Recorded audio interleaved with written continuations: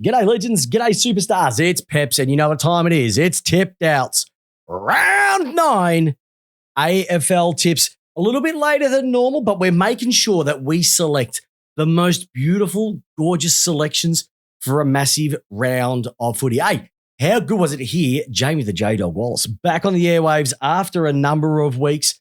Great to have him on board. We've got another guest host coming on this Monday night, 8 p.m. on the podcast. So tune in live on the Facebook page, or if you're listening to us on your favorite podcast app like you are right now, tune in afterwards. Hey, let's get into the first game, and it is going to be a belter. 2 games on a Friday night, something that we don't see all that often, but let's start with the big one.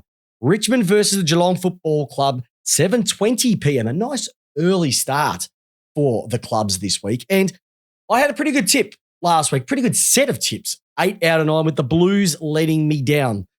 So I've decided to keep my format, but instead of going with halves one, this week I'm going to go with quarters one. So whichever team has won the most quarters throughout the season, that will be my tip for tonight. And normally it is a pretty good indicator of who is going to make finals and, more importantly, who is going to win footy tipping overall. And tonight's game, Richmond versus Geelong. Geelong have a few people out, let's be honest. Richmond are coming back. But if you have a look at the quarters won, Richmond have won 12, Geelong have won 18. So we have to go with the Cats with this one, even with a dilapidated midfield. They've got too much strength down forward, too much strength down back. I think Richmond are a massive chance. So once again, as I would normally say, I wouldn't be surprised if Richmond come out and win this one. But I have to go with the Cats because that's what the stats say, and they're going to do it by no more than 2 goals. All right, at virtually the same time, 8:10 p.m. at Optus Stadium, we've got the Wet Toast Eagles versus the Gold Coast Suns. One was sensational last week, and Gold Coast were pretty good as well. Both, unfortunately, lost. But when we have a look at the two, let's break it down. Gold Coast Suns won 15 quarters. West Coast have only won 8. I'm going with the team that's won the most. It has to be Gold Coast. They were in pretty good form the last 3 weeks.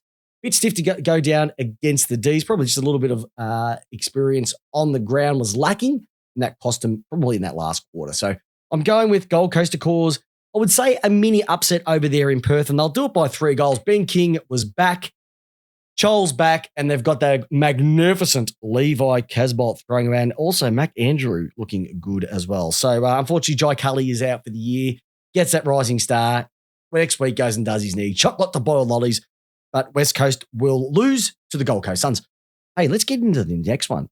Interesting one. This bit of an anomaly game, and you hear what I mean. Sydney versus Fremantle, 1:45 at the SCG on Saturday.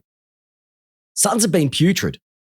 Fremantle have been putrid, and when you even have a look at the statistics, they literally sit on virtually the same amount of quarters won. There's less than a game in it. 16 to Sydney, 13 to Freo.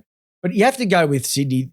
They did get beaten by Collingwood last week. They were up to their eyeballs into that game with a quarter to go and fell away at the end. They'll learn a lot more from that. They're going to be coming back to their home ground. It's a massive flight for the Fremantle Dockers over to Sydney. Sydney should win this one, should win it quite convincingly. There's nothing about Fremantle that gets me excited except for Luke Jackson. And that's about it. Let's move to the next one.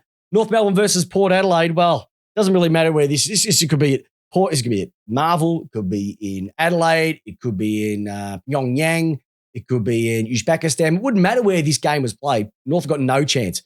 And when they've only won 7 quarters out of a maximum of 32 for the year, you've got no chance winning against a team that's won 18. So it's Port Adelaide, 10 goals. Move on to the next game. Hawthorn versus the Ds at the MCG, 4:35 p.m. I will be going to that game with the Turbo Princess Maya. We can't wait to see the Ds live for I think maybe the second time this year, which is they've played 4 interstate games so far this season, including the gather round, which is equal most of the AFL.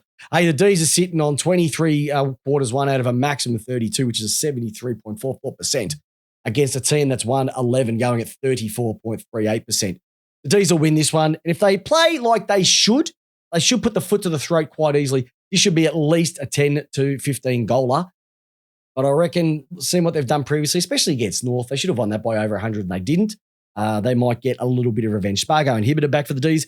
CJ's back and Brewster's back. So it's going to make it a little bit harder, having a bit more strength at each end of the ground. But I think Melbourne will be too good over across the ground. Minimum 10 goals, should be 15 if they really take it seriously. All right, let's say this is the game of the day. It will be the game of the night, and it's going to be the Brisbane Lions versus the Essendon Bombers. 7:25 p.m. at the Jabba the Hutt. Brisbane Lions, 19 quarters won. Essendon, 18 quarters won. Can't ask for much more. It's tight. But when you've only got 1 quarter in it, and it is at home, and Brisbane do get Zorko back in, it is a massive win for them. And when Parrish drops out due to injury for the next month, it's going to be very, very difficult for Essendon to get across the line. I reckon it might be tight for quite a number of quarters, and then Brisbane should take it out by probably 3 or 4 and consolidate that top 4 position that every club in the top 8 is yearning, but they're doing a great amount of work to get it. Let's be honest, they probably will. All right. Hey, Carlton or Carltank? Going to be an interesting one then, against the Western Bulldogs. 7:30 p.m. Now, if we had to go on form, you'd have to say the Doggies are a massive, huge chance to win this one. They've won their last half against a team that's lost their last 3 quarters. But you have to put this in perspective, everybody. And the Doggies are sitting at 17 quarters won for the year, Carlton at 18. And so we have to go by the rule of numbers. We have to go by what the statistics say. Carlton Blues to win this one by 1 point. That's how tight I think this one will be. I think the Western Bulldogs, if they play to their potential, should blow Carlton out of the water. But if Carlton fire, if the Twin Towers down forward don't get in each other's way and the small forwards can do something around them, like they did at the start of the year, they are a huge chance to take this one out. But I think Carlton will win, and they're going to win by 1 point.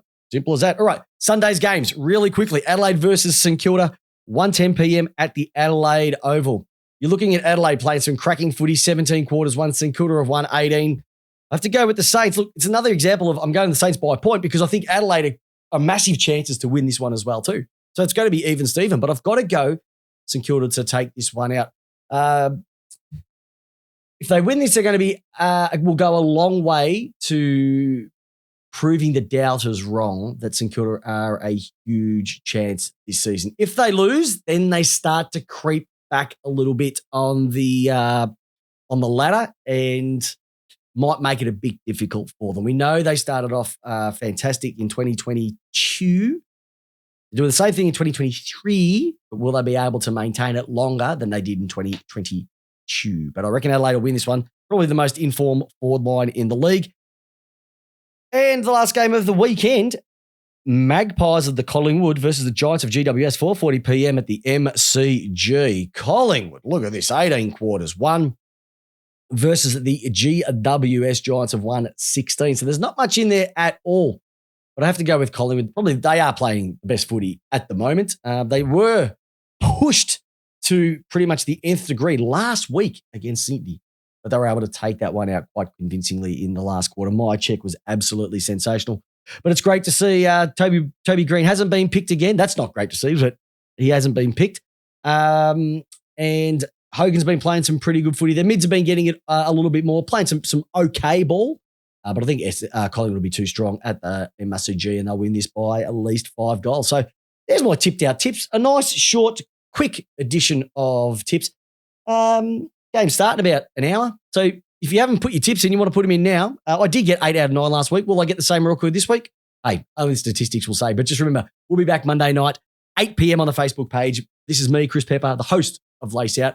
Charlie Keegan, one of our loyal followers, is going to join me on the airwaves this week. So he's going to be a debutant as well for Lace Out. So it's going to be an awesome chat with him. But hey, share, like, tell everybody about us. More importantly, have a great weekend to all the mothers out there. Have a fantastic Mother's Day.